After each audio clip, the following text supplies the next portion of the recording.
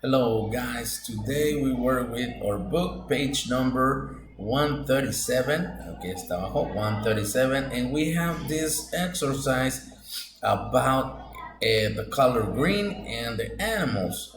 And this little word is, o se pronuncia así, both, o sea, los dos.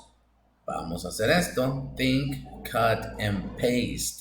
En la parte de atrás ustedes tienen estos recortes. Vamos a ir a la parte de atrás y recortarlos para pegarlos donde deben de ir. Mírenlos, aquí están. Unit 5, page 137.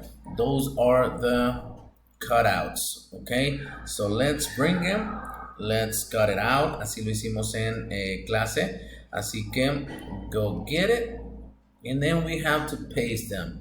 Remember, los que son green on this side, los que son animals on this side. But look at the frog. The frog is green and also is an animal. So, por eso lo pusieron aquí.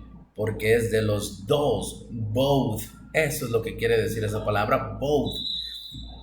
Quiere decir que es los dos al mismo tiempo.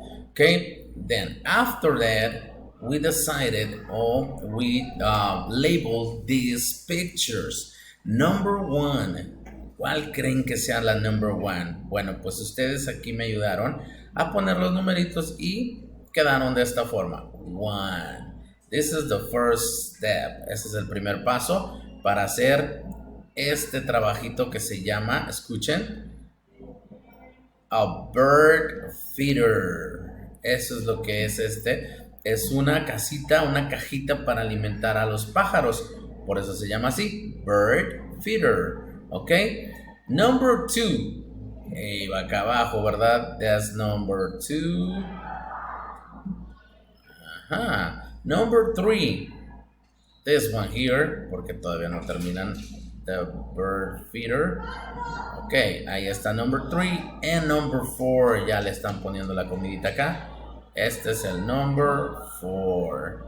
Ok, muy bien. We labeled the pictures real easy. Así que, pues bueno, esto fue lo que estuvimos haciendo el día de hoy. These two pages. Así que complétenla. Los que no asistieron a clase, remember, complete them cuando tengan un ratito libre y yo les reviso aquí en clase su libro, ¿ok? See you later, guys. Nos vemos el día Monday. Have a great weekend. Bye.